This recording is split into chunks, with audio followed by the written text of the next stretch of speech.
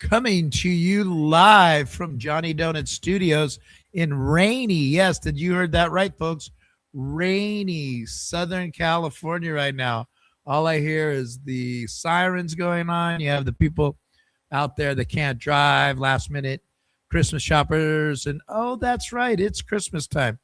It's going to be a beautiful week for everybody and their families. I hope everybody has a very Merry Christmas. The Oracle and I are on tonight, and the Oracle and I will be on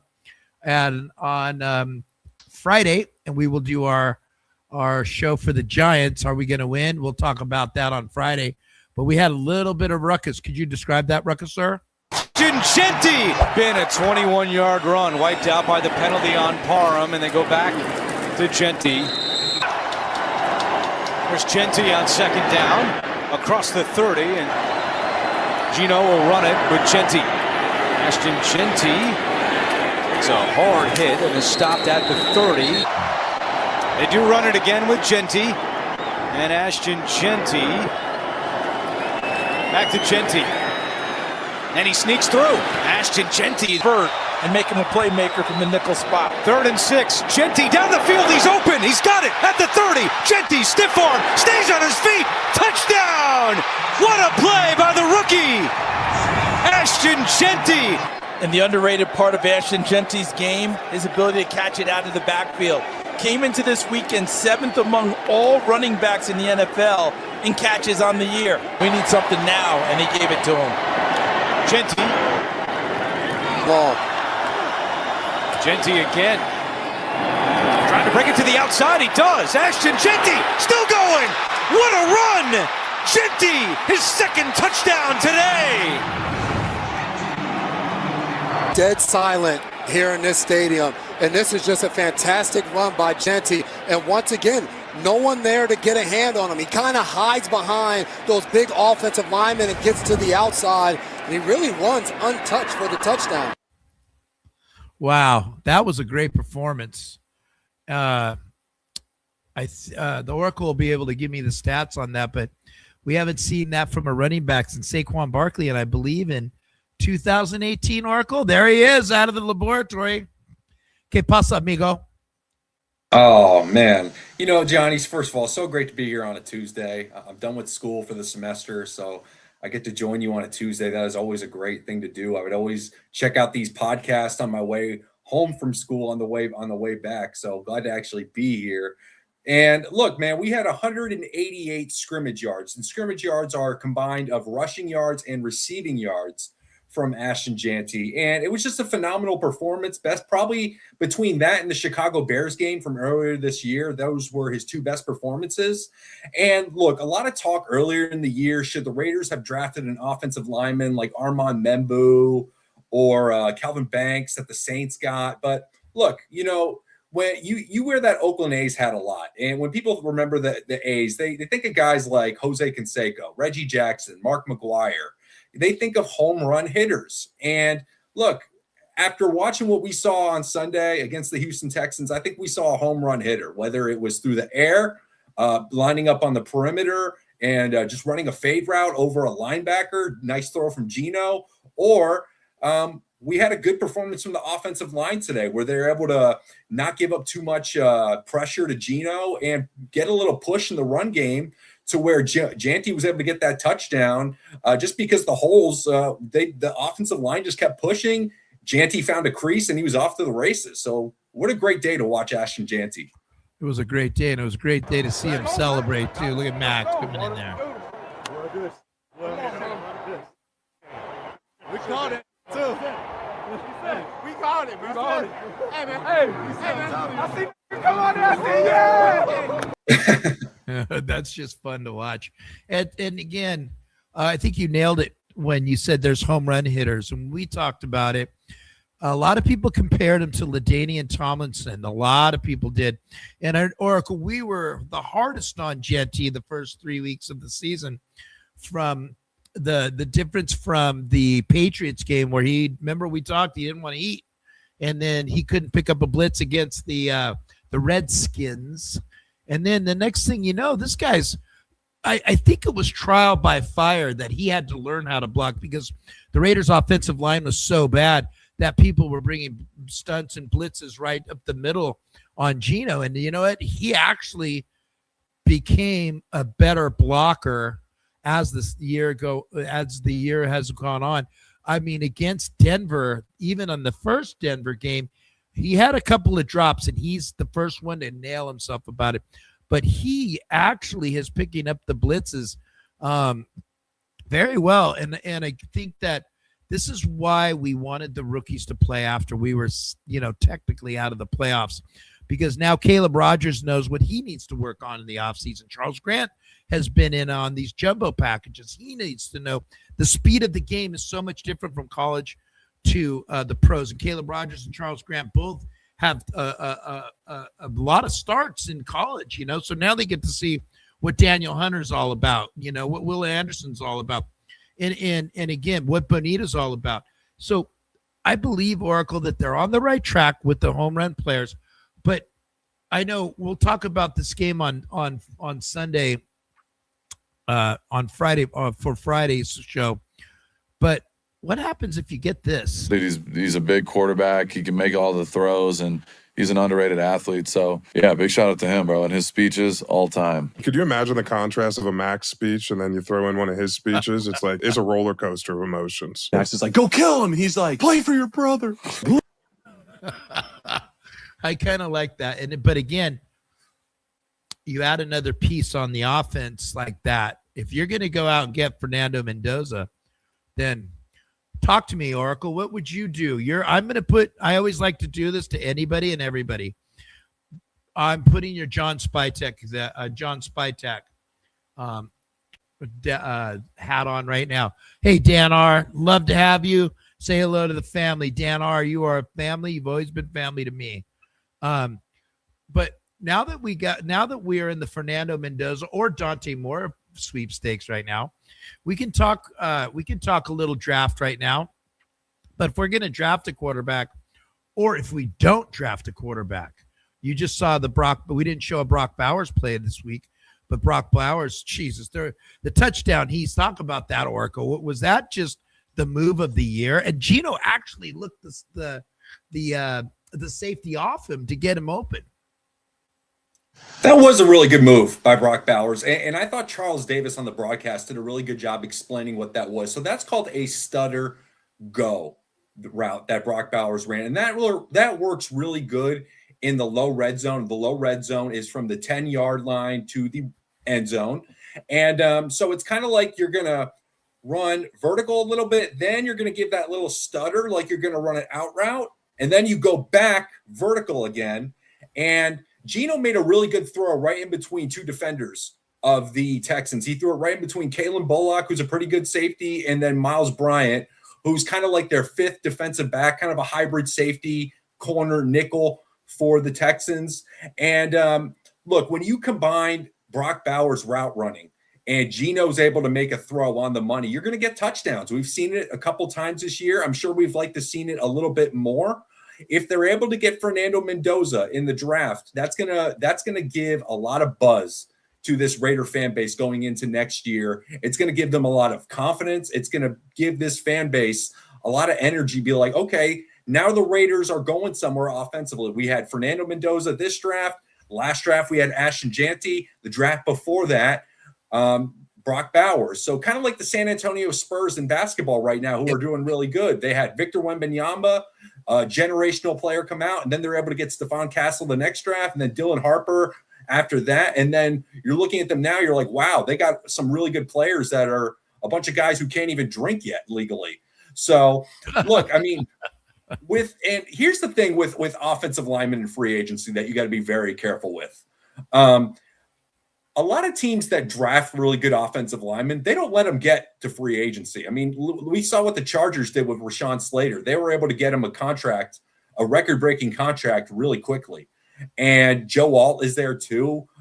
This is the end of his second year, so he has one more year until he's eligible for an extension. I would think he's going to get a pretty big extension too. So when these really good offensive linemen come out in the draft, guys like Penei Sewell, Tristan Wirfs, other guys that come out, they get paid very quickly, and they often don't hit free agency. I mean, Trent Williams became a San Francisco 49er because of a trade, because he was upset with the Washington Redskins medical staff and he wanted out of there.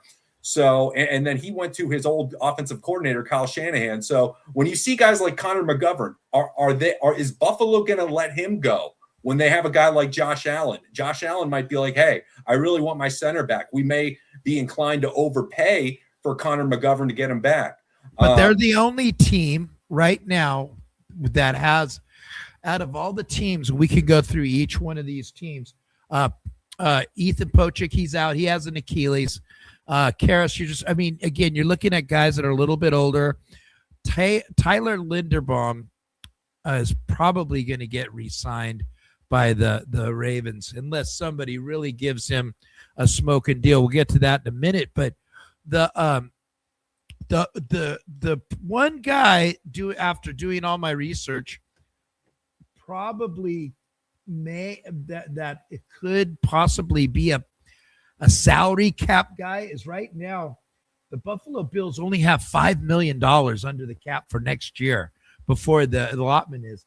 They are sitting at 27th, and they did already renegotiate his contract last year to get him back on the team this year. So Connor McGovern is probably going to be the biggest one the one that would make the most sense as far as is he available. He's not we'll get into the Jermaine Illuminar analogy here in a second here, but doing my research, Oracle, it looks like, Cade Mays, I watched Cade Mays was somebody that I liked. I watched him. I watched his Tennessee tape, and I watched him, but he bounced around a little bit. He got re-picked up by Carolina after they actually let him go. He picked up off the Jets practice squad. So realistically on this, unless they can go to Tyler Linderbaum, the Raiders I'm talking about, because we are $120 million. Let me give you the exact money. We are $121 million, 928,171, which is second in the league. We have the most money in going into free agency next year. So Tyler Linderbaum, if you're going to pay him, the Raiders possibly can pay him and say, well, there's no taxes, state taxes in Vegas, Nevada. So, but Tyler Linderbaum, Oracle, we talked about this a little earlier today. Somebody's talking about him getting tackle money. Now let's look at the tackle money. Go ahead, Oracle. Let's talk about these guys on the list right here.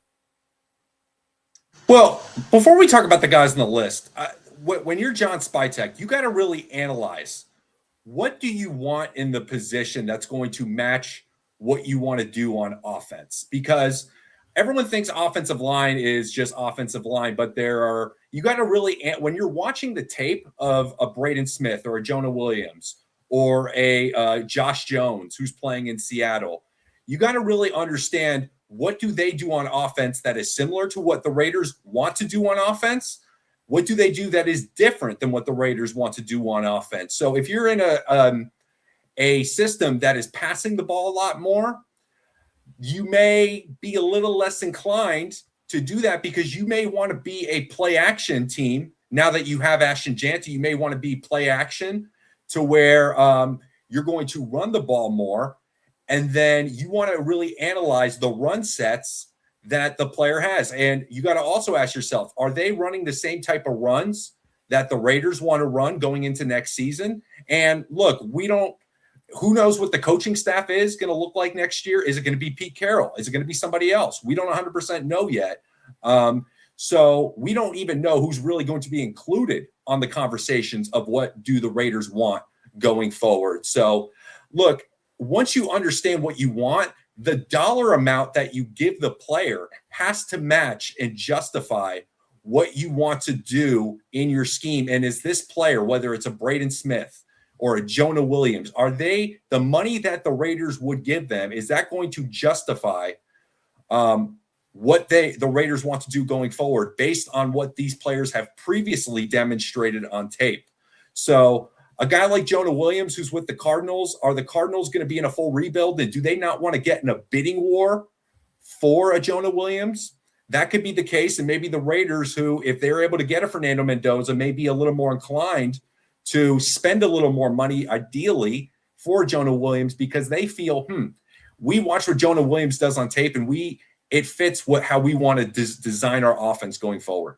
Yeah, and again, they could do it all they want. When the bidding war starts, and they're only $47 million under the cap for next year, with $4 million dead cap money.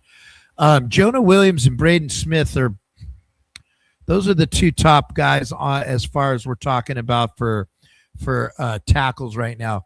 Rob Havenstein, he's a little bit up there. The word on the street is that he's either going to stick with the Rams or he's going to retire. He's an LA guy.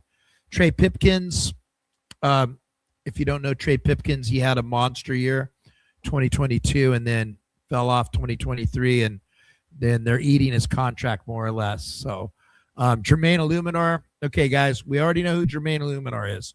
That's the reason why Josh Jacobs is not here anymore. Him and Greg Von Roten. You guys know who they are. You better know who they are if you watch this team. And then Josh Jones is right now, he's filling in.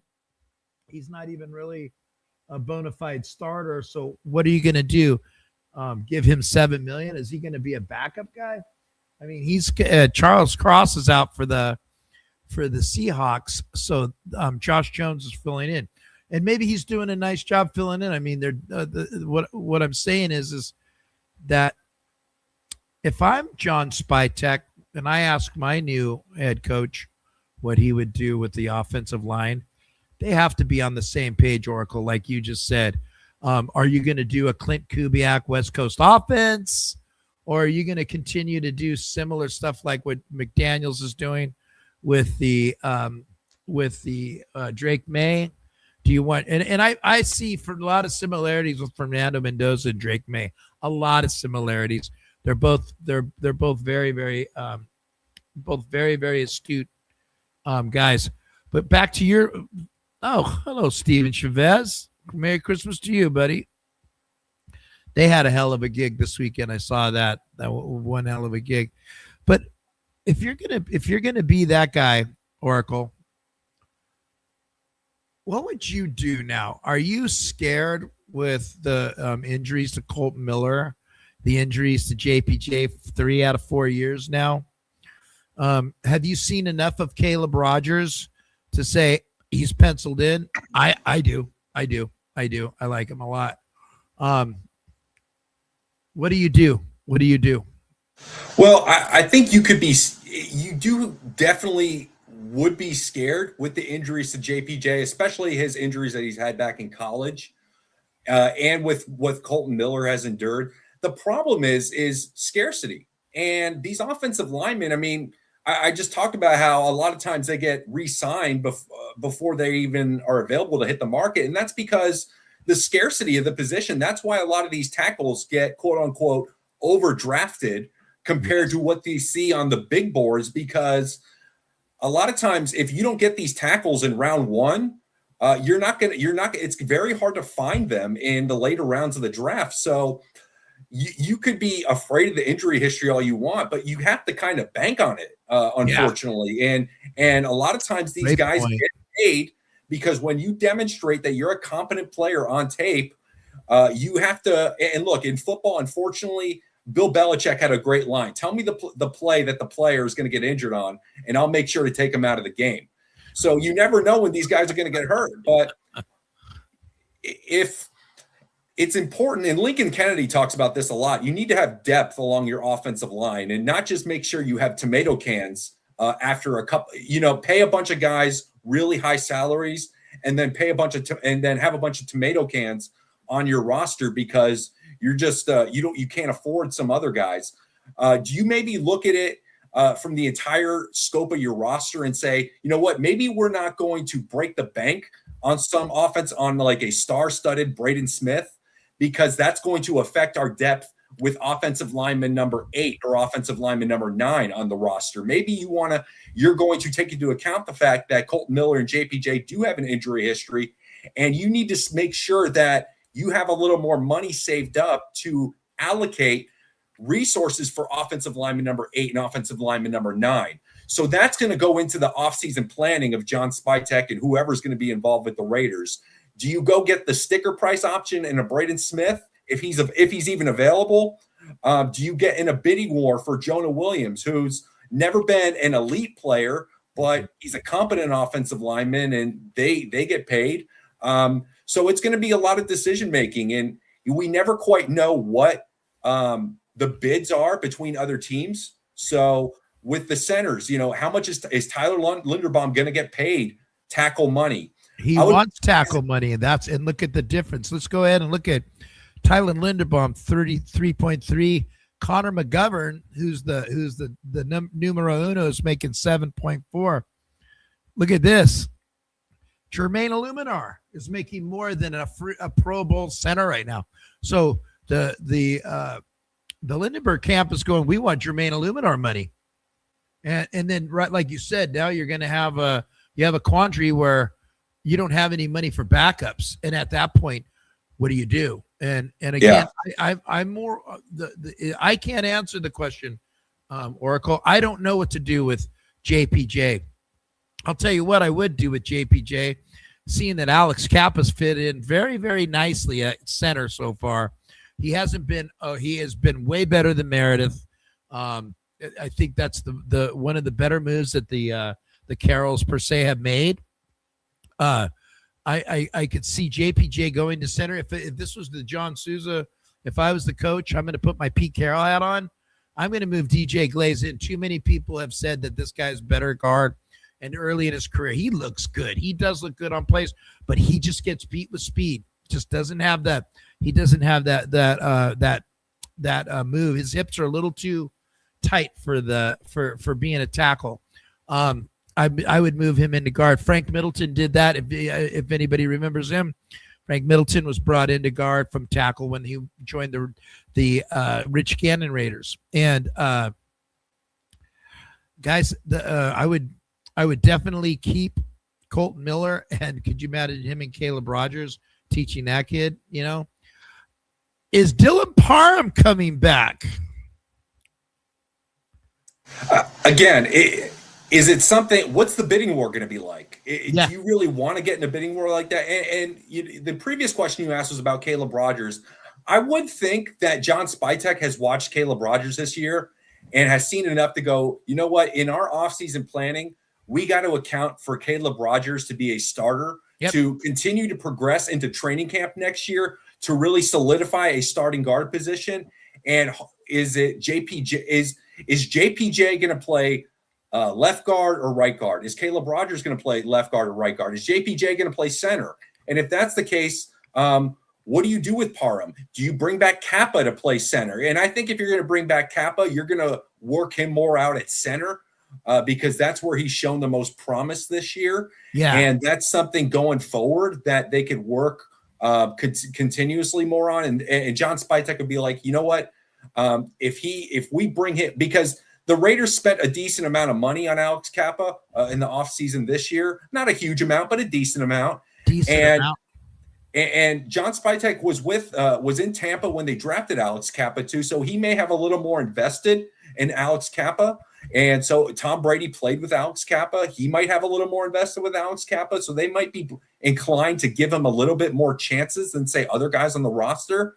But if Alex Kappa is going to play center, I would definitely think it's going to be Caleb Rogers and JPJ at the right guard. And then do they maybe bring in a free agent that is maybe a little more of an expensive version of Stone Forsythe to kind of be the swing guard? Or you could bring in another, or do you have DJ Glaze compete for one of the guard positions, and then maybe he could be a backup guard, and then you spend some money on tackle, or you draft a tackle in the second round, or maybe even the first round, depending on how things play out.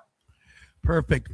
So, guys, we bored you to death on guards and centers and tackles, and we love it because we are the geeks. We brought the Geek Squad to Tuesdays. So I got two things I want to put. Danny Batesel, my boy, he goes to the games with me. My mom is impressed with your knowledge of the game. I paid attention in your class. I did pay attention in Mrs. Batesel's class. She was my homeroom teacher in 7th and 8th grade. She was a tough little cookie, but adorable, just adorable. And I love her to death. She was amazing. Before we go into, love you guys. I know you're watching. Before we go into the prettier spots that we're going to talk about, Dan R. brought this up, and I saw this. Did you see that? Amy Trask's comment about Jim Gray being so involved in the organization. No bueno. Dan R., I agree with you 100%.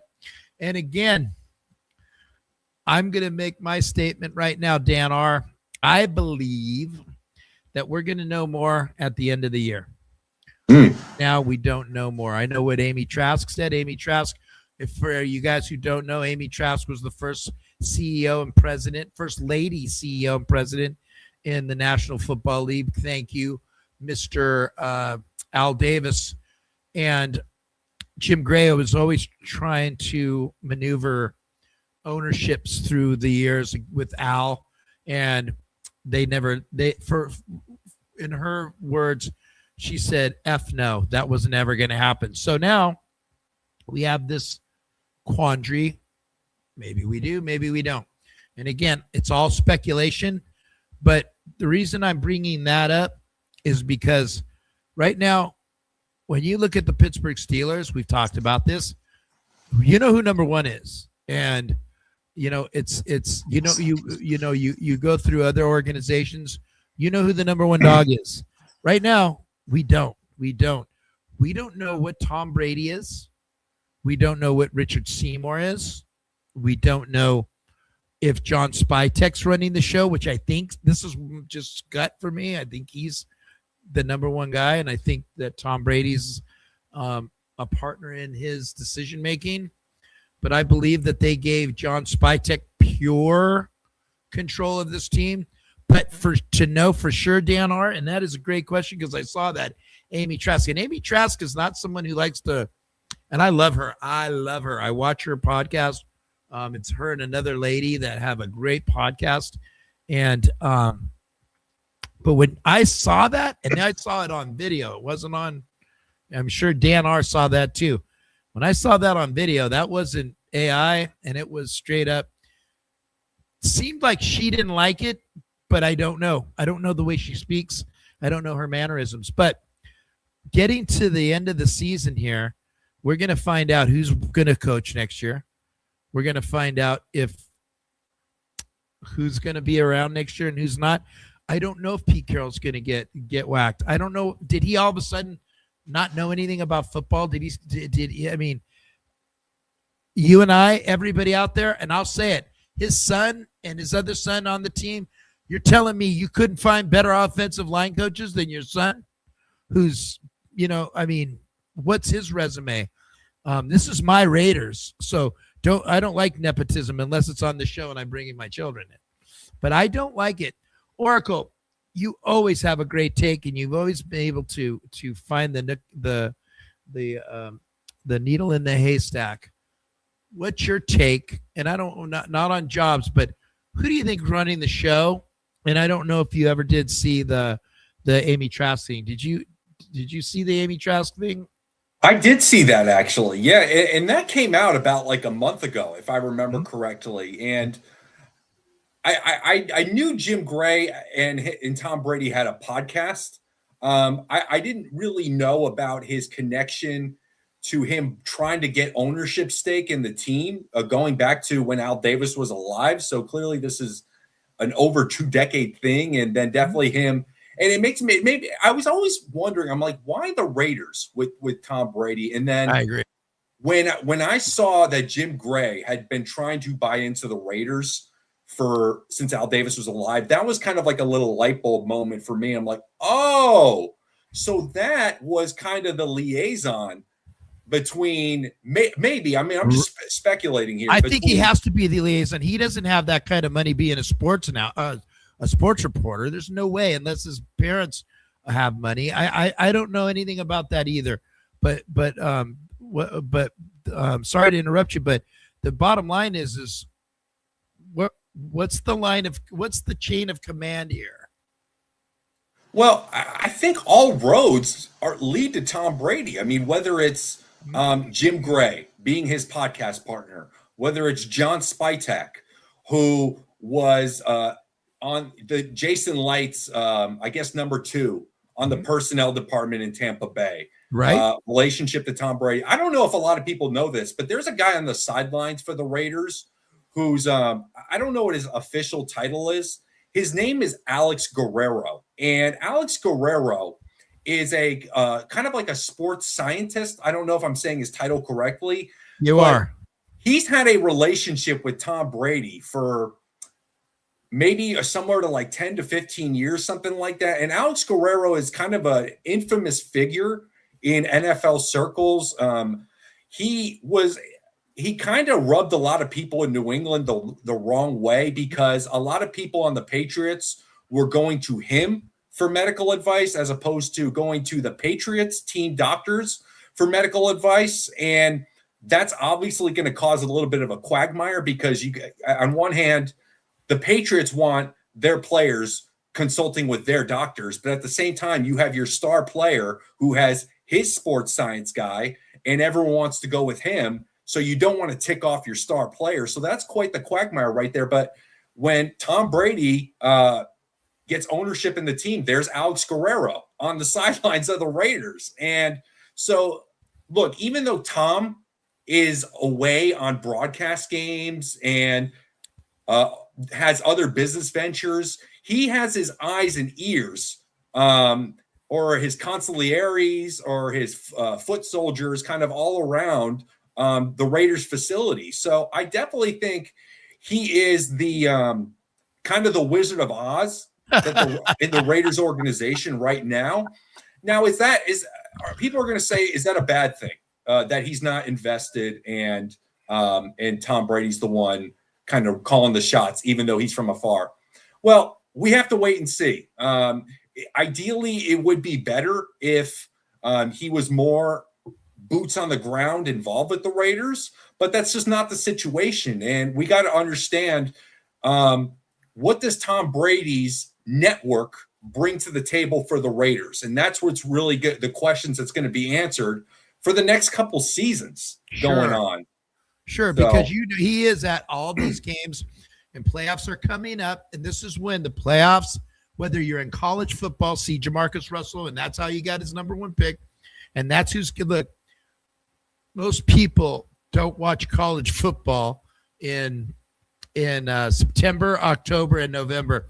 I was at a Raiders watch party where this was a Penn State Oregon game. Oh yeah. And all the Raiders beat writers were there, and they're not even watching. And I'm like, what do you do? Anyway, so right now is where everybody formulates their opinions. People get paid in December and January. So it's going to be one of those things where Tom Brady's going to be around a lot of people talking, and he's going to be able to do a lot of interviewing, even though everybody knows it's not legal. But he's out there talking to, who's this coach? Who's this guy? Who's that guy? Who's that player? This guy's a free agent. Oh, so what is he like around the facility? So he's actually a good liaison. And again, it's always been a burr up my buns about him being one of our owners, but get used to it. He ain't going anywhere. I'm going to put something up here, which is not just to let you know, this is not a part of the Bad Bobber podcast, nor do we promote or denote this question. Jim Gray is an effing weasel. I hate weasels. We're going to take that off immediately. Okay.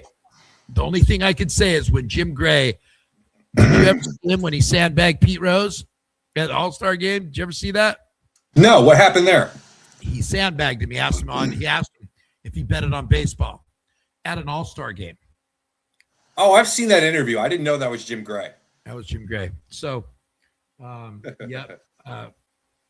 don't like that. So before we were going to do we lose the next game? Do we take the W over KC? Well, Carmen, thank you so much for asking, but you're going to have to wait till Friday for the Oracle. The Oracle's going to give us his, I don't say win or lose anymore because I want to be politically correct. Carmen's adorable. She's so cute. That's our little segue for Friday. So, Oracle, I'm going to show you something, and then we can talk about the Raiders' offense. Today's offensive day. Let's look at this guy, shall we? Jalen Hyatt in this offense. Who can get vertical and make that play? Anybody know who that is? For Josh Heupel in this Anybody? Nico off play action. Bueller? And he hits Thornton in stride. Pass midfield. Okay, we're going to stop that right there because that's Deontay Thornton in college. And John Spytek, what are you going to do with your wide receivers going forward for next year, sir? Yeah, that's a good question. Now, look, we've seen a lot more Jack Besh involved in the game. He had a really nice play this weekend where he ran a crossing route and beat Derek Stingley. And we're starting to see his snap count just go up and up, and he's really kind of become the de facto number 2 wide receiver behind Trey Tucker. Really, he's the number 3 wide receiver because Brock Bowers is wide receiver 1, Tucker 2, and then Besh 3. But with Dont'e Thornton, I mean, in the beginning of the year, he was the guy who was playing more snaps. He was the guy that was opposite Trey Tucker. And when we didn't have Brock Bowers, he was on the field a lot more.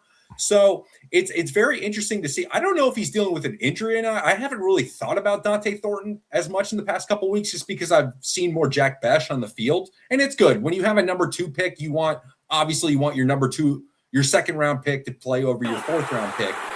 But the thing the thing right there that we're seeing with Dont'e Thornton and those couple TikTok highlights is that he has big playability. And that's really, he's a guy that you line up on the boundary, whether it's in a bunch set or you run a bunch set on one side, and then you have Dont'e Thornton as the isolated receiver on the weak side. And he runs either a fade route, he runs a post route. He's a guy that you run down the field, not a nifty, shifty route runner. He's a down the field threat. He can make some jump balls. He can win on some 50-50 balls. And he's a guy that if Geno Smith's going to come back, if they get a quarterback in free agency, if they draft a quarterback, I would like to see him develop some good chemistry in the offseason with whoever the quarterback is, because if they could get him going down the field, I think he could really set up some of the other guys in this offense, whether it's Brock Bowers working the middle of the field, being a great route runner that he is, Ashton Jeanty out of the backfield, running some kind of short routes and crossing routes. Yeah, and some catch and run opportunities where it's really hard to tackle Jeanty. But if you have that guy who's able to take the top off the defense, and if the quarterback sees that Dont'e Thornton has a one-on-one, he's able to look over and he's able to throw a contested catch ball and see if Dont'e Thornton could really come down. The more he's able to come down with those plays, the more defenses are going to have to honor him and pay less attention to Bowers and Jeanty. Okay, so right here, so we talked about this earlier this year, where Dont'e Thornton is he's a fast guy, 6'5", fast, decent hands.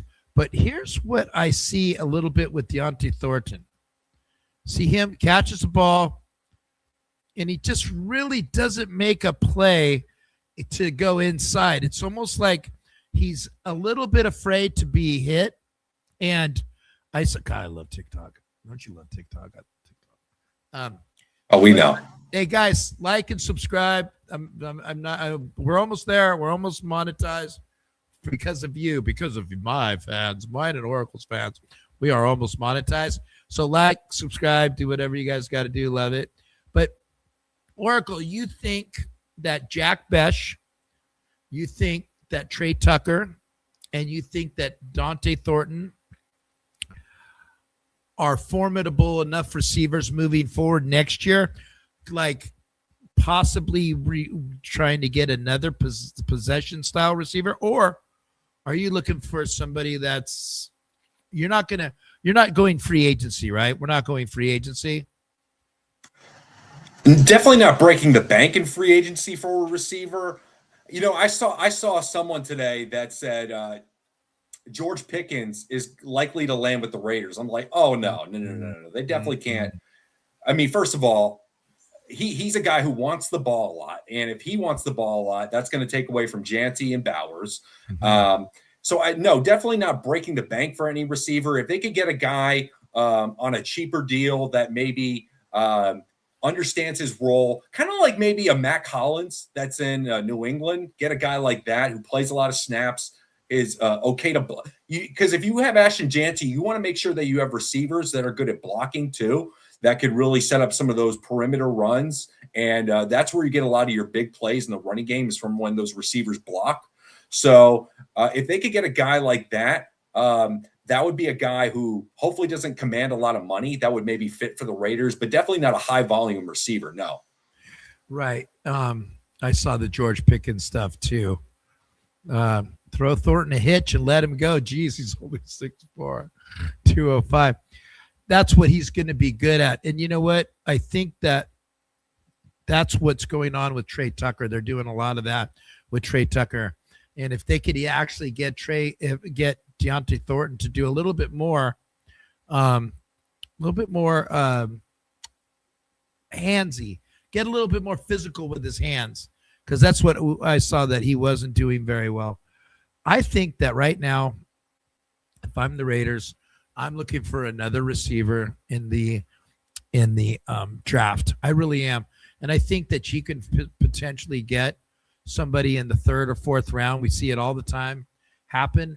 The one thing I will say, and we are giving grades today, I thought the draft was awesome.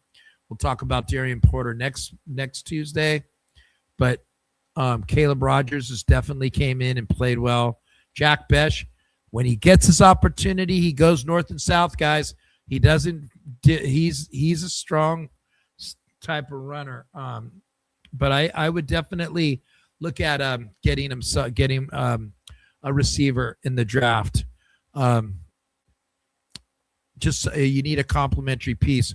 There's a lot of good receivers coming out this year and next year even more. Oracle, are you watching Christmas movies right now? Absolutely not. No, I am watching what? football. What's your favorite? I'm all football, man. So what?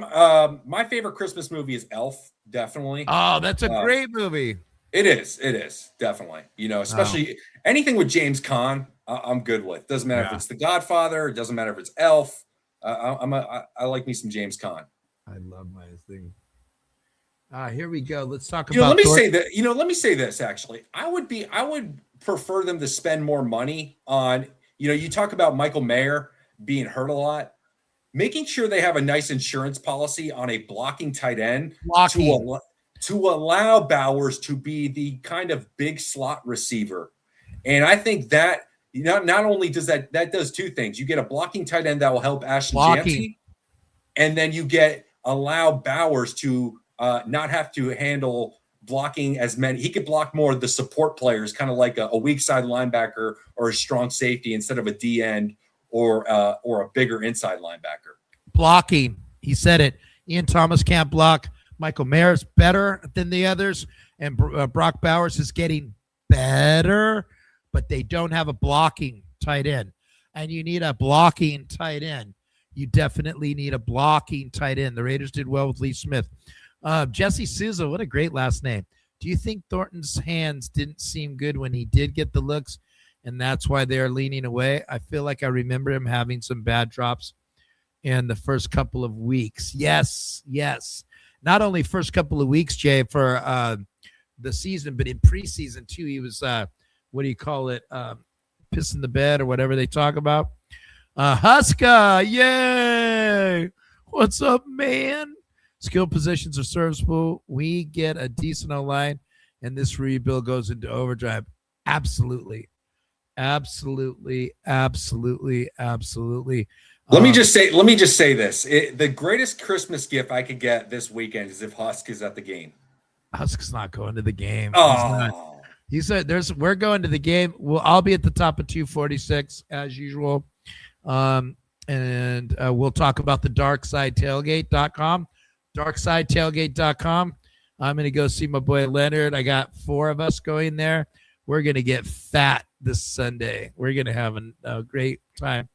I just think that right now, let's watch a little bit Ashton Jeanty. And this is Ashton Jeanty on the receiving end. We have a Jeanty receiving end and a Jeanty passing. Go ahead, Oracle. Take a look at this. Well, I mean, look, this is the Chicago game right here, and this is fast to the flat, where he just gets to the flat, makes a guy miss, touchdown. And when the Raiders drafted him, I don't think they really thought so much about him as his receiving ability. They thought more about him between the tackles, making guys miss, contact balance. But this has been a nice little surprise, I think, to Raider fans, and being able to see plays like this to where they get him isolated on a linebacker that's not a great cover guy. He catches the ball, and Jeanty still makes a miss in the open field. And this is a great way to combat when you don't have a great offensive line that could run block. You're still able to have a back that could make defenses miss by being able to be good in the passing game and being able to find open space. And he's still able to make guys miss like he does. And that's Tremaine Edmonds right there. That's a pretty good linebacker for the Chicago Bears. Nice little dance moves right there too. He always has a great dance move, and I love that. Yeah. So, and then I love this play right here. This is when the Jaguars ran cover 0 right here. Yep. And the free safety has Ashton Jeanty in man coverage. And Gino's able to see this pretty quickly. Just get him the ball.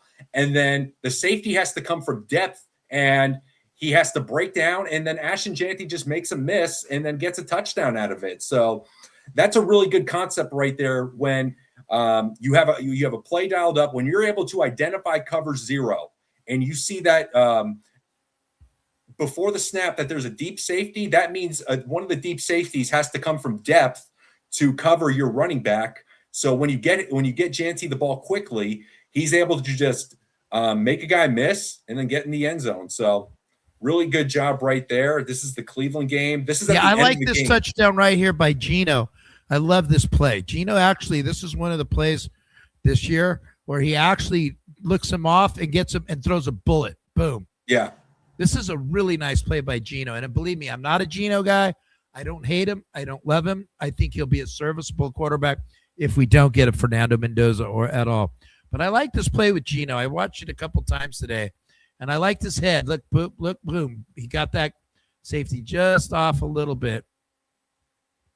Definitely. Yeah. And then that's another fast to the flat play right there where under center, Gino does a little rollout, just gets right to the flat. And then right here, you have empty formation. Jeanty's down at the bottom of the screen. And then this is a good indicator that it's man coverage because Gino sees that it's I think it's Harry Toa. Yep. He's a linebacker for the Texans, is down covering Gino at the bottom of the screen. So whenever you have a linebacker that's playing cornerback, that's a pretty good indication it's man coverage. Jeanty kind of sells a little inside move, and then he just runs a fade route, and he runs right past the linebacker for the Texans.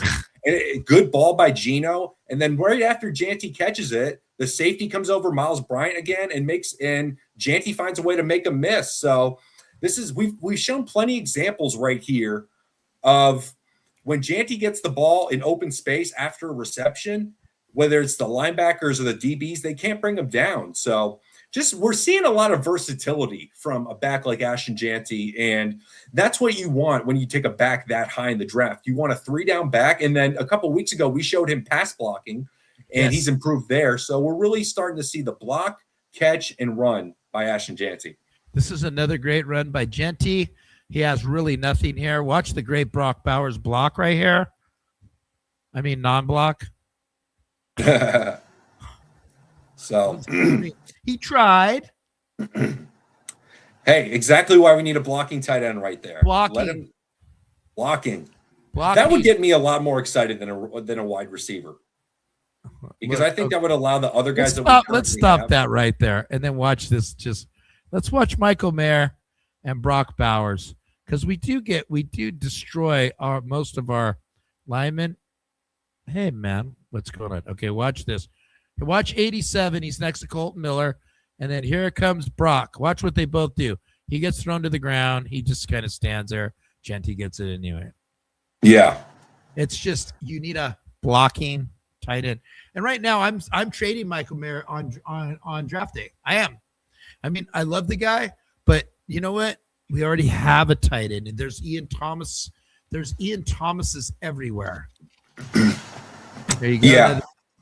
Another bear game. I mean, this guy, when it's one-on-one, we saw it in college, and I didn't know if it was going to transfer from the Mount West Conference to the NFL, but it definitely does.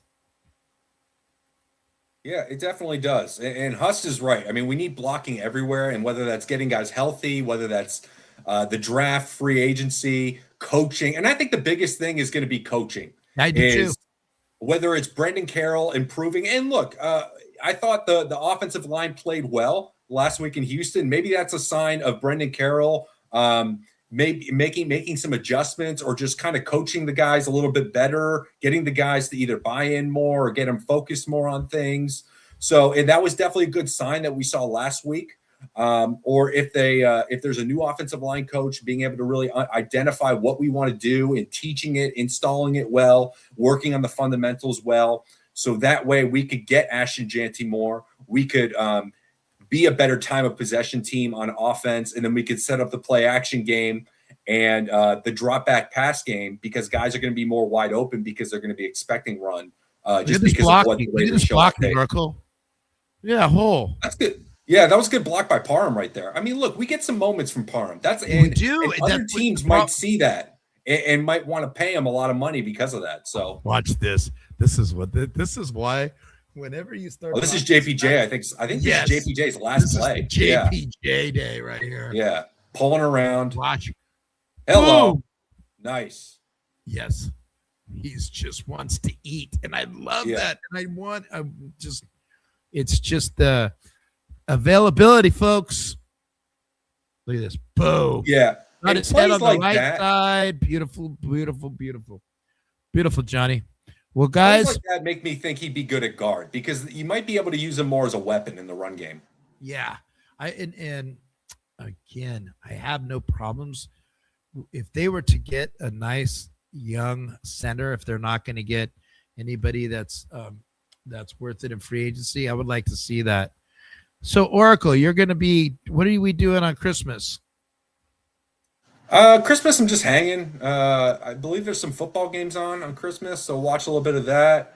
I'm going to hit a hot yoga class on Christmas. Oh, my.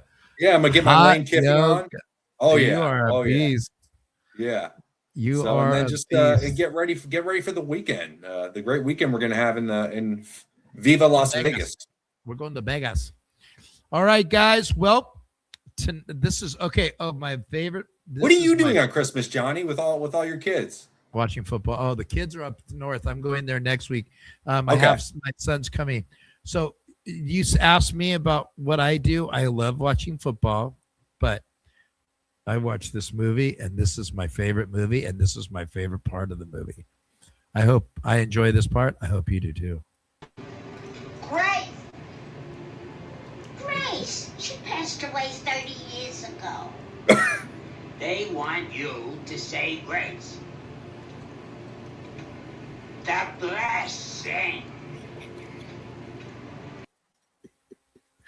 I watched that movie and watched that movie and watch that movie. It is the funniest. Dan R., great questions tonight. You came hard. Give yourself Merry Christmas, Dan R. We gotta get awards like an Oracle. An Oracle would be a great award. Yeah. So Oracle, I will talk to you Christmas morning. We'll get our did I say bet? I didn't say betting. I mean, we'll get our lines together for the week. Yeah. And you have a Merry Christmas, but I'll talk to you before.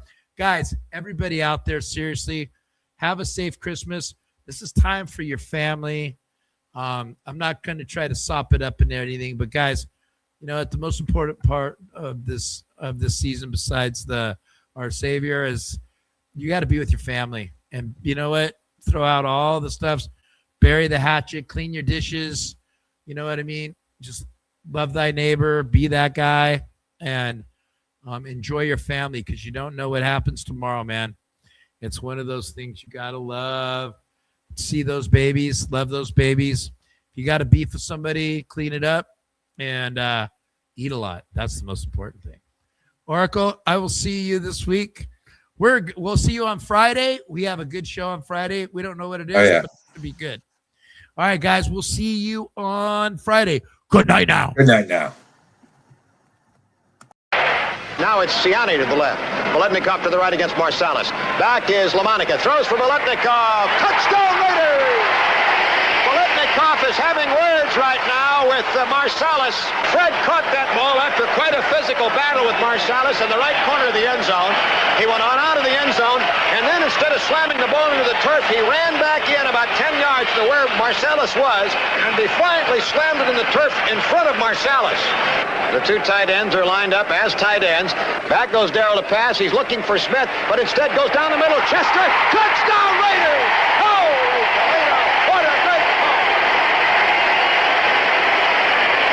19 yards and a Raider touchdown to make it 22-3. Chester had gotten free at the 5 and was all alone in the end zone 2 yards in. The Chargers now have a brilliant opportunity to put this game away. Here's Williams to the left, Garrison to the right, flanks right, Charlie Smith out to the left as a wingback, leaves only one back to block, that's Hubbard. Lamonica back, gets fine blocking, now he throws down the middle, Branch at the 20. Branch at the 18, tripped up, keeps going, reverses to the 15, he's at the 10, he dances down to the 9-yard line. First and goal to go Raiders. 1 minute and 30 seconds left to go, and hang on to your hats. Branch is still in. He goes to the right, slotted inside Biletnikoff. 5 defensive backs in there. Lamonica gives to Smith, sending him to the left. He's got Upshaw in front. He's at the 5. He's at the 2. It's a touchdown Raiders! Charlie Smith from 9.5 yards out. Oakland has gone in front. Clarence Davis is in for Charlie Smith. He's a deep threat on pass reception. Back goes Stabler to pass, steps away from the rush. He's going to run up the left side. 30, 25, 20, 15, 10, 5. Touchdown! Touchdown, Oakland Raiders! I'm sorry I've lost my voice. Kenny Stabler goes all the way, 30 yards.